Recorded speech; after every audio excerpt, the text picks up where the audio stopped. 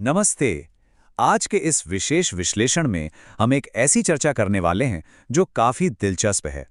आज हम जैन दर्शन के मूल स्रोतों, ऐतिहासिक तथ्यों और नए अकादमिक लेखों को खंगालेंगे और ये समझने की कोशिश करेंगे कि कैसे एक इतनी प्राचीन विचारधारा आज के हमारे आधुनिक युग में भी बिल्कुल सटीक और प्रासंगिक है। तो सबसे पहले एक बड़ा सवाल, क्या आपने कभी सोचा है कि हजारों साल पुरानी एक फिलॉसफी आज के सबसे बड़े संकट यानी क्लाइमेट क्राइसिस से निपटने की चाबी कैसे बन सकती है? सुनने में शायद थोड़ा अजीब लग रहा है ना, पर सच में ये एक ऐसा विचारोत्तेजक प्रश्न है जो प्राचीन आध्यात्मिकता को हमारी आज की पर्यावरणीय सच्चाई के साथ सीधे तौर पर जोड़ता है। चलिए इसे समझते हैं। तो चलिए इस सिलसिले को आगे बढ़ाते हैं। आज हम जैन धर्म के शुरुआती परिचय से लेकर उसके बंधन और मोक्ष के सिद्धांत, त्रिरत्न और पंच महाव्रत को समझेंगे और सबसे खास बात, इन सब का आज की एनवायरमेंटल एथिक्स या पर्यावरण से क्या लेना देना है, उस पर भी बात करेंगे। शुरुआत करते हैं जैन धर्म के इतिहास से। देखते हैं कि प्राचीन ग्रंथ और आज के आधुनिक ऐतिहासिक शोध इस आस्था की गहरी जड़ों के बारे में क्या कहते हैं। अगर हम इतिहास में थोड़ा पीछे जाएं, तो जैन अनुयायियों की मान्यता के अनुसार ये एक अनादि और अनंत धर्म है, यानी जो हमेशा से था। इतिहासकार भी इसकी जड़ों को करीब 3000 ईसा पूर्व की सिंधु घाटी सभ्यता यानी इंडस वैली सिविलाइजेशन से जोड़कर देखते हैं। इसके बाद 8वीं सदी ईसा पूर्व में 23वें तीर्थंकर भगवान पार्श्वनाथ का युग आया और फिर 6ठी सदी ईसा पूर्व में 24वें तीर्थंकर भगवान महावीर का।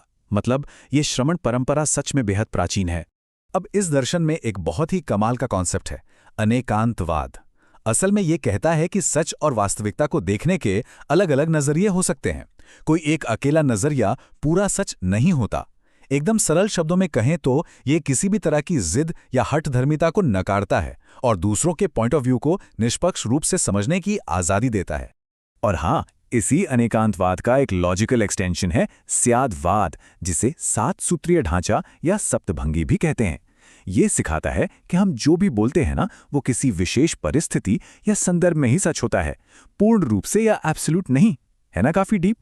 खैर, समय के साथ जैन परंपरा मुख्य रूप से 2 संप्रदायों में बंट गई। एक है दिगंबर, जहां मान्यता है कि मुनियों को वस्त्र धारण नहीं करने चाहिए और इनकी मूर्तियां बिना किसी श्रृंगार की होती हैं। और दूसरे हैं श्वेतांबर, जहां मुनि श्वेत वस्त्र पहनते हैं और मूर्तियों का श्रृंगार किया जाता है। माना जाता है कि ईसा पूर्व 3री शताब्दी में पड़े एक भयंकर अकाल के बाद भौगोलिक और व्यवहारिक कारणों से यह विभाजन हुआ था। अब आते हैं एक और दिलचस्प पहलू पर, बंधन और मोक्ष का सिद्धांत। सूक्ष्म स्तर पर ब्रह्मांड और आत्मा को देखने का इनका नजरिया वास्तव में बहुत रहस्यमयी है। तो जैन ग्रंथों के हिसाब से आत्मा आखिर है क्या?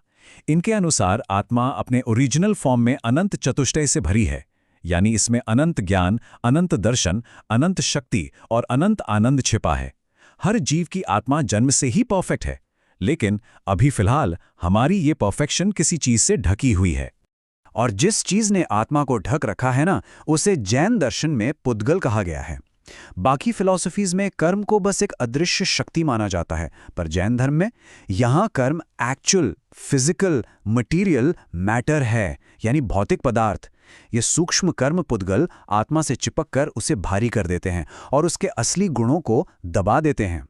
तो भाई, इस सबसे आजादी या मोक्ष का प्रोसेस काम कैसे करता है? इसे ऐसे समझिए। सबसे पहले होता है आश्रव, यानी कर्मों का आत्मा की तरफ आना। फिर होता है बंधन, जब वे आत्मा से पूरी तरह जुड़ जाते हैं। यहां से शुरू होती है मुक्ति की कोशिश।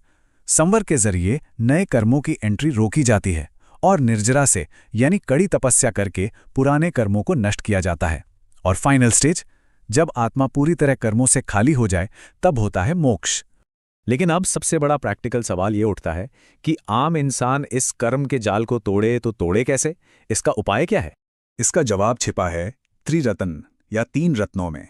ये हैं सम्यक दर्शन यानी सही आस्था, सम्यक ज्ञान यानी सच्चा ज्ञान, और सम्यक चरित्र यानी सही आचरण। और सबसे मजेदार बात यह है कि ये तीनों आपस में बहुत गहराई से जुड़े हैं।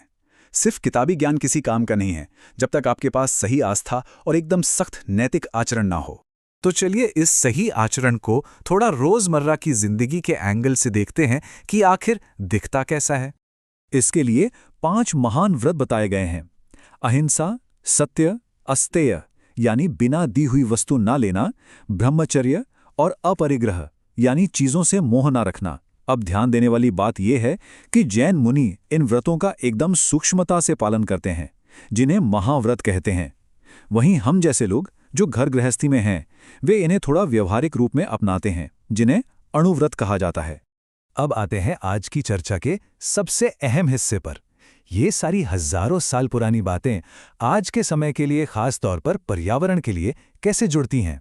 अगर हम हाल ही के अकादमिक शोध पर नजर डालें, जैसे कि प्रतिष्ठित जर्नल JETR का ये रिसर्च पेपर, तो वहां साफ दिखता है कि जैन धर्म के इन बेसिक सिद्धांतों को आज के पर्यावरणविद एक इकोलॉजिकल नजरिए से देख रहे हैं। यानी अब ये सिर्फ एक धर्म की बात नहीं रह गई है, बल्कि आज के टाइम में सस्टेनेबिलिटी का एक व्यवहारिक मॉडल बन चुका है।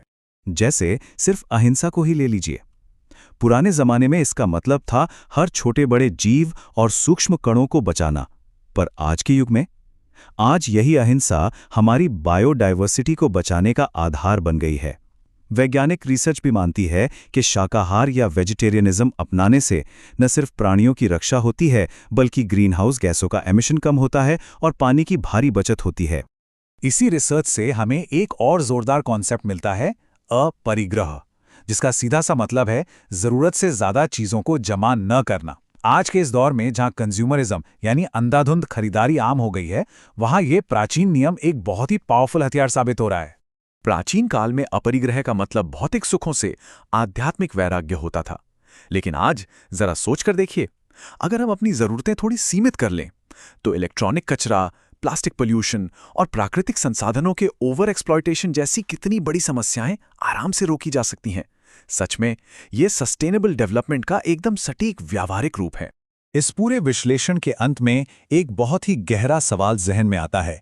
अगर अपरिग्रह और अहिंसा जैसे सिद्धांतों ने हजारों साल पहले इंसान की आत्मा को बचाया था, तो क्या आज थोड़ी सी भौतिक अनासक्ति और प्रकृति के प्रति करुणा हमारे इस खूबसूरत ग्रह को नहीं बचा सकती? यह बिल्कुल एक ऐसा सवाल है जिस पर हम सबको गहराई से विचार करना चाहिए। इस चर्चा में मेरे साथ जुड़े रहने के लिए बहुत बहुत धन्यवाद।